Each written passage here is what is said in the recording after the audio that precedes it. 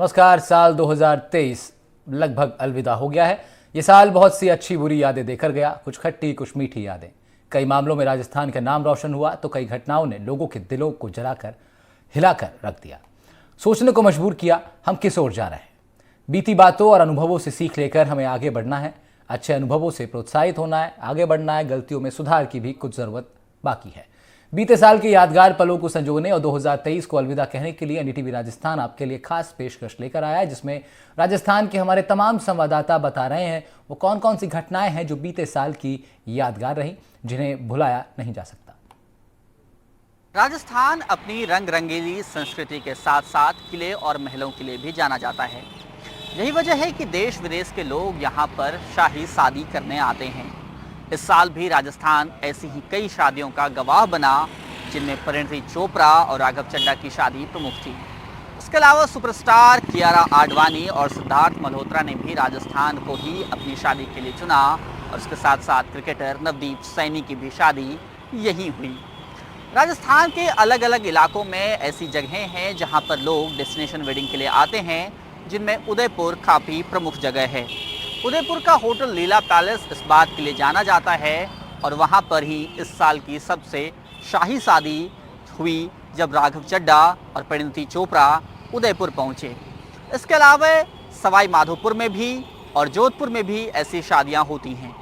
राजस्थान के किले और राजस्थान के खासतौर पे उदयपुर की झीलें लोगों को इतनी पसंद आती हैं कि वे यहाँ आकर शादी करना पसंद करते हैं, जिसका खर्च लाखों और करोड़ों में भी होता है। लेकिन जाहिर है लोग उस मौके को इतना यादगार बनाना चाहते हैं कि इतने बड़े खर्च से भी गुरेज नहीं करते।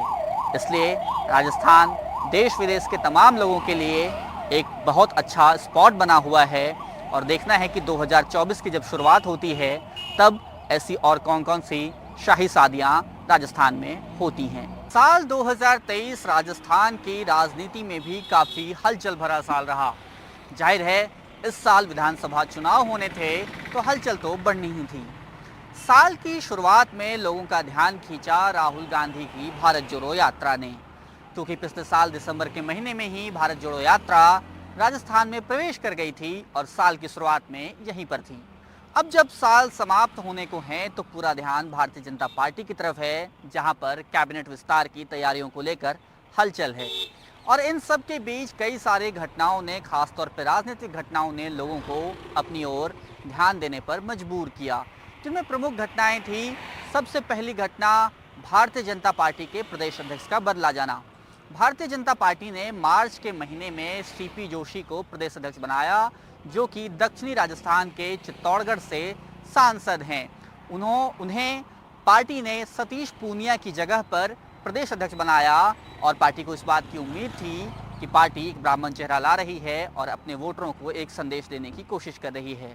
और उसके बाद उपनेता प्रतिपक्ष बनाया गया सतीश पूनिया को और राजेंद्र राठौर को नेता प्रतिपक्ष। जाहिर है इसके जरिए पार्टी ने कई समीकरणों को साधने की कोशिश की।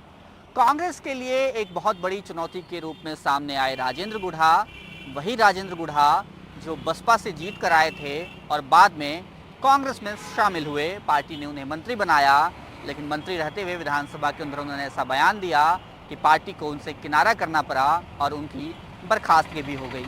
बाद में लाल डायरी का मुद्दा भी खूब उछाला गया और चुनाव तक उसकी गूंज सुनाई देती रही। बीच बीच में ईस्टर्न राजस्थान कैनाल प्रोजेक्ट यानी पूर्वी राजस्थान नहर परियोजना भी खूब चर्चे में रही और दोनों ही पार्टियों ने एक दूसरे पर आरोप प्रत्यारोप लगा करके उसे भुनाने की कोशिश की। 13 जिलों के लिए जीवनदायिनी उस योजना पर खूब राजनीति हुई।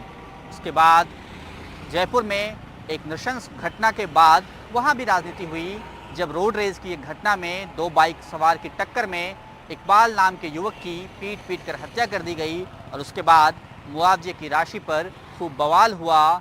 तब यह कहा गया, कुछ लोगों ने अफवाह फैलाई कि जितनी राशि इकबाल को दी गई है उतनी राशि कन्हैयालाल के परिवार को नहीं दी गई थी। हालांकि उस आरोप प्रत्यारोप के बीच वो चीज़ धीरे धीरे गायब होती रही, लेकिन उसका असर चुनाव में भी देखने को मिला।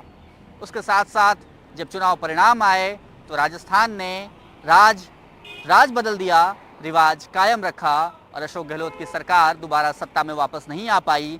भारतीय जनता पार्टी ने चुनाव जीता, लेकिन वसुंधरा राजे मुख्यमंत्री नहीं बनी और इस तरह से पूरे इस 2 दशक में खास तौर पे जो वसुंधरा और गहलोत की जोड़ी थी उसका अंत हुआ और नए मुख्यमंत्री बने भजनलाल शर्मा और उनके साथ 2 उप मुख्यमंत्री भी बने जो थे प्रेमचंद बैरवा और दिया कुमारी। इसके साथ ही राजस्थान की राजनीति में नए सूरज की शुरुआत हुई। अब राजस्थान के लोगों को इस बात की उम्मीद है कि ये नए मुख्यमंत्री और दोनों उप मुख्यमंत्री राजस्थान को उन ऊंचाइयों की ओर ले जाएंगे जिसके लिए राजस्थान की जनता ने उन्हें वोट किया था। राजस्थान के लिए साल भरे ही बहुत हलचल भरा रहा और उसके साथ साथ एक महत्वपूर्ण घटना जो विधेयक के रूप में सामने आई थी और उसके बाद जो डॉक्टरों का बवाल हुआ वह भी था। Right to health bill Rajasthan की विधानसभा में पास किया गया और उसके बाद निजी अस्पतालों के चिकित्सकों ने इसका खूब विरोध किया और अंततः सरकार को बैकफुट पर आना पड़ा। राइट टू हेल्थ के प्रावधानों में कई सारे बदलाव किए गए और उसके बाद डॉक्टरों का गुस्सा शांत हुआ। अब जबकि साल की समाप्ति हो रही है, साल समाप्त हो रहा है, लोगों को इस बात की उम्मीद है कि जब नया साल आएगा तो राजस्थान की राजनीति के लिए भी काफ़ी नई चीज़ें लेकर आएगा जिससे लोग प्रभावित होंगे, लोगों का कुछ भला हो पाएगा।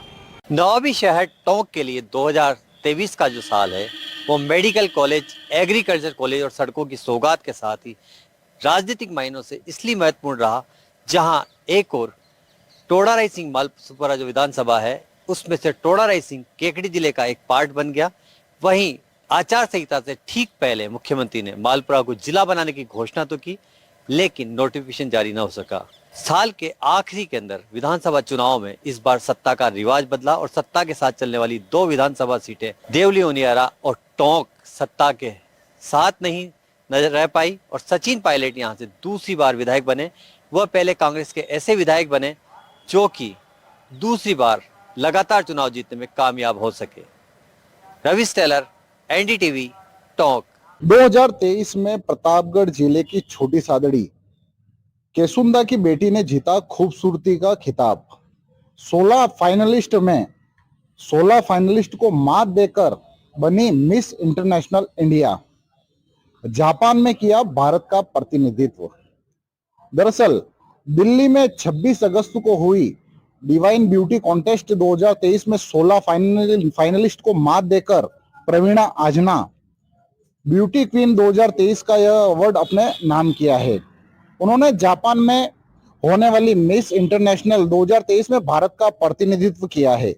आपको बता दें कि प्रवीणा आजना केसुंदा के किसान जगदीश आजना की बेटी है। उनकी मां शांति देवी गृहिणी है।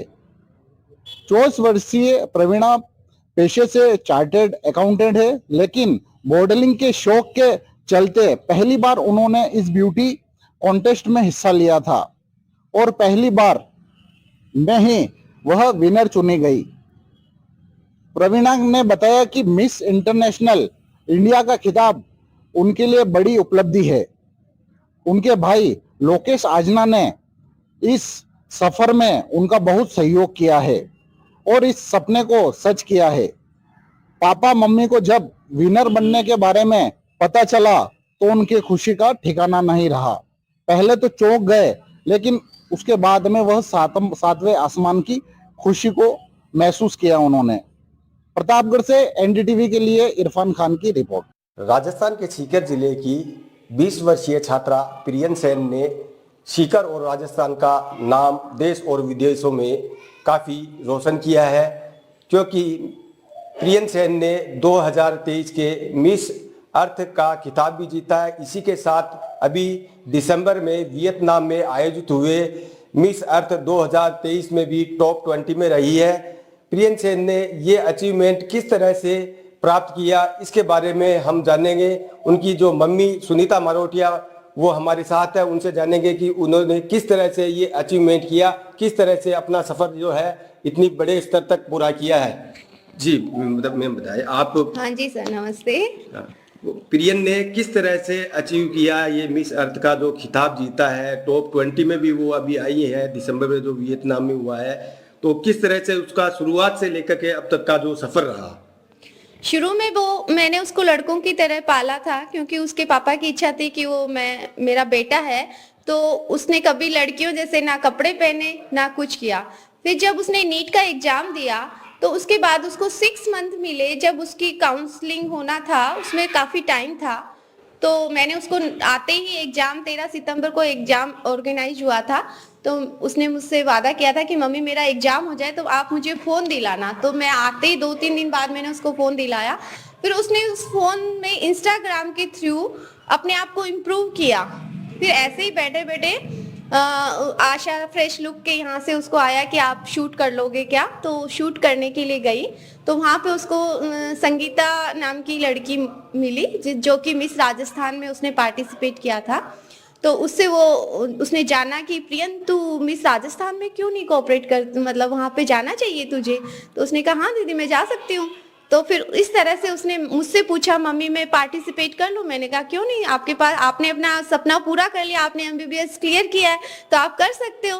तो फिर उसने हील्स मंगवाई, ऑनलाइन हील्स मंगवाई और घर पे ही प्रैक्टिस करना शुरू किया और फिर मिस राजस्थान का उसने फर्स्ट रनर अप का खिताब जीता। उसके बाद उसके एम्बिशंस थोड़े ज़्यादा थे कि मैं आगे और कुछ इसमें इम्प्रूव करूं।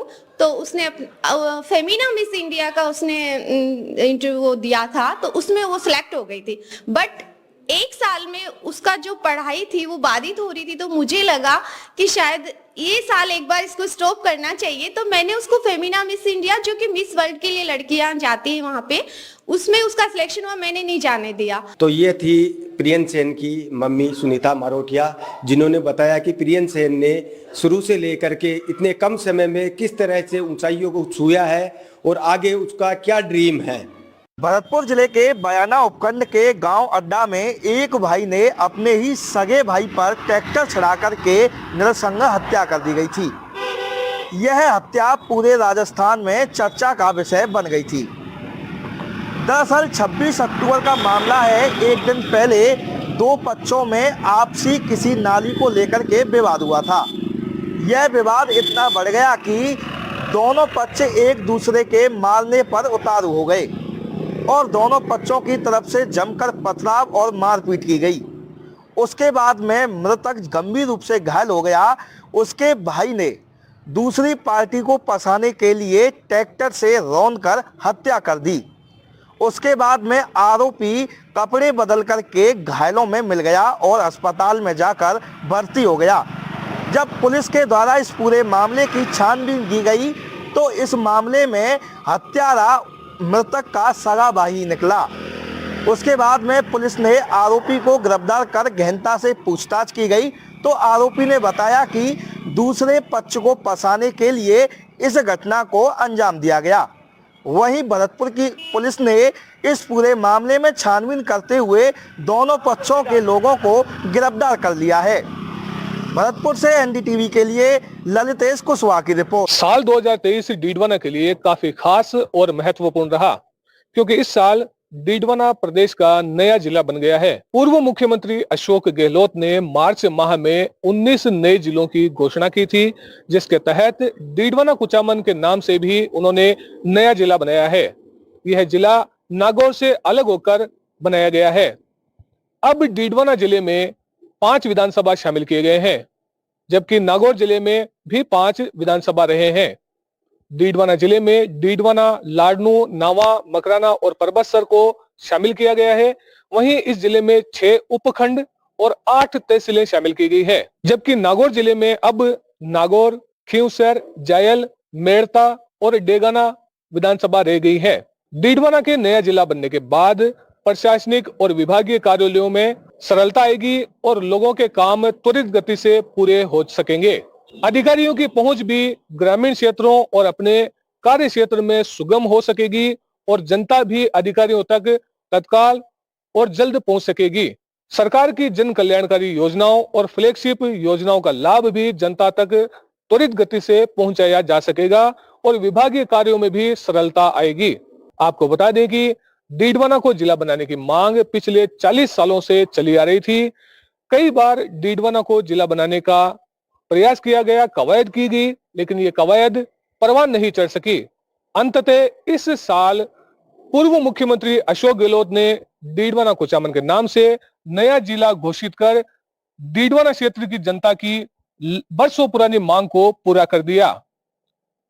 इस मांग के पूरा होने के बाद डीडवाना के लोगों में खुशी व्याप्त हो गई और लोगों ने सड़कों पर निकलकर पटाखे जलाकर और मिठाइयां खिलाकर जश्न मनाया। डीडवाना से जहीर अब्बास उस्मानी, एनडीटीवी। गैंगस्टर कुलदीप जगीना हत्याकांड राजस्थान का बहुत चर्चित हत्याकांड था। बात 12 जुलाई 2023 की थी। भाजपा नेता कृपाल जगीना के हत्या के आरोप में गैंगस्टर कुलदीप जगीना और विजयपाल को जयपुर के चालानी गार्ड कोर्ट में पेशी के लिए भरतपुर ला रहे थे। रास्ते में आमोली टोल प्लाजा पर हथियारों से लैस बदमाश रोडवेज बस में प्रवेश करते हैं। साथ में हथियारों से लैस बदमाशों के पास मिर्ची पाउडर भी रहता है।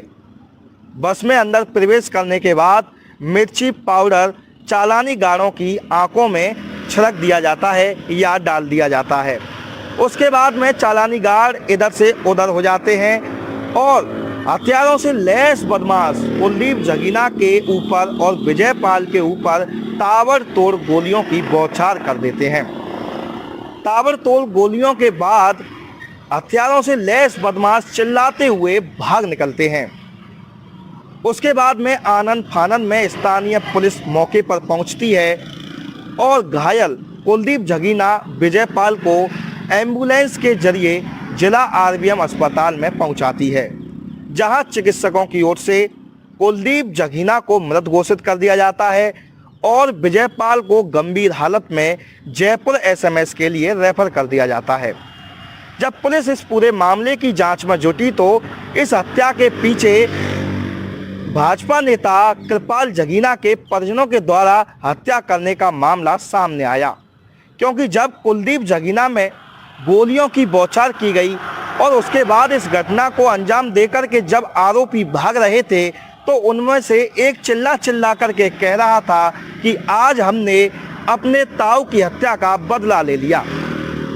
भरतपुर पुलिस ने आमोली टोल प्लाजा के सीसीटीवी फुटेज खंगाले और कृपाल जगीना के परिजनों के साथ अन्य साथी उसमें स्पष्ट नजर आए। उसके बाद में पुलिस ने दर्जनों लोगों के खिलाफ मामला दर्ज किया और धीरे धीरे एक से एक यानी दर्जनों लोगों को गिरफ्तार कर लिया। अब उनके खिलाफ कोर्ट में चार्जशीट भी पेश कर दी है और अब अधिकांश तौर पर बदमाश सेवर और अजमेर जेल में शिफ्ट हैं। जानकारी के मुताबिक दोनों एक ही गांव के निवासी थे। भरतपुर में जगीना गांव है और रिश्ते में चाचा भतीजे लगते थे। दोनों में हाईवे पर स्थित एक जमीन को लेकर के विवाद हुआ था और यह विवाद दुश्मनी में बदल गया था। 4 सितंबर 2022 को भाजपा नेता कृपाल जगीना की भरतपुर में गोलियों से भूनकर हत्या कर दी गई और यह आरोप कुलदीप जगीना के साथ विजयपाल पर लगे थे।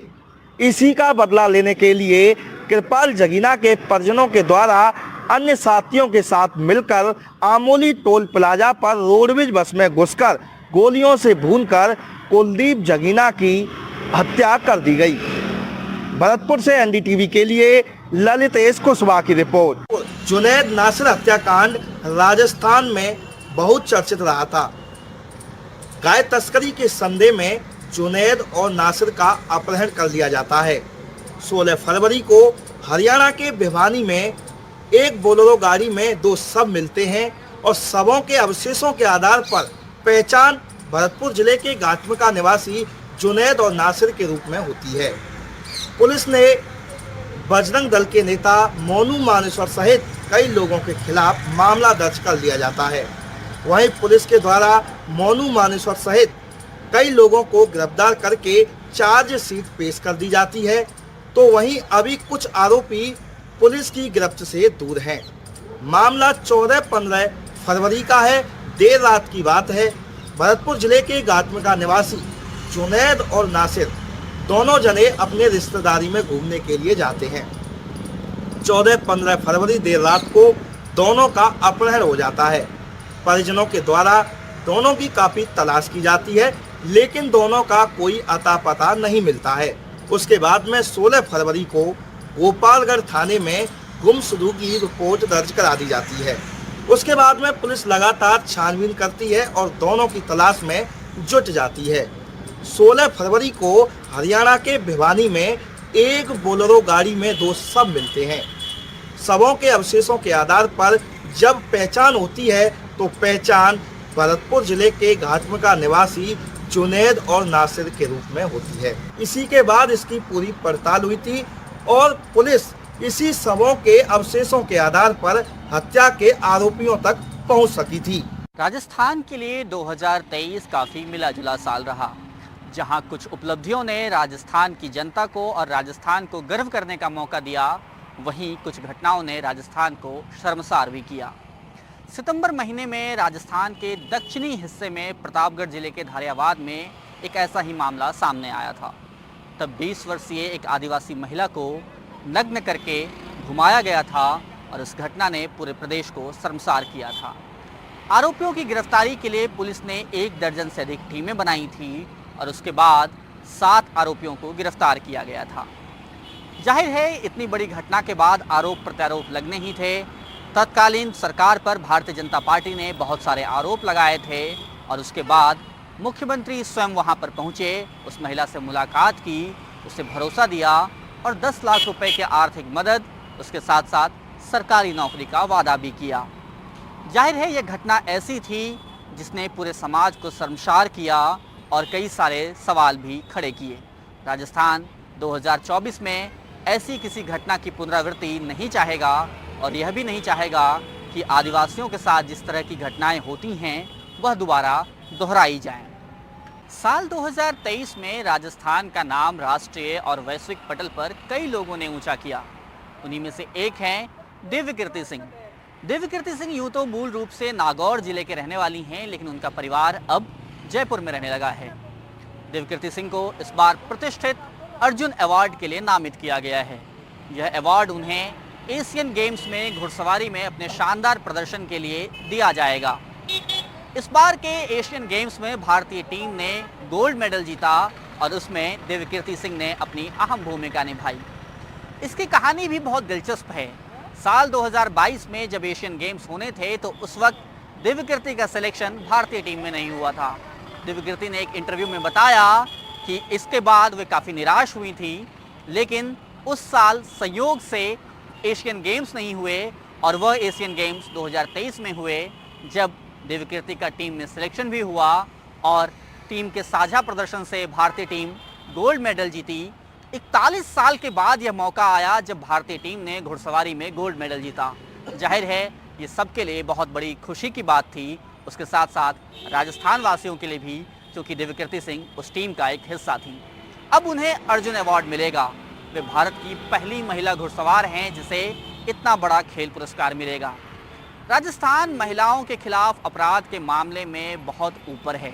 एनसीआरबी के आंकड़े इस बात की गवाही देते हैं कि राजस्थान में महिलाओं की स्थिति क्या है। ऐसे में दिव्यकीर्ति सिंह का पहले गोल्ड मेडल टीम जीतने वाली टीम का हिस्सा होना और अब अर्जुन अवार्ड के लिए नामित होना राजस्थान की महिलाओं को, लड़कियों को काफ़ी उम्मीदें देता है।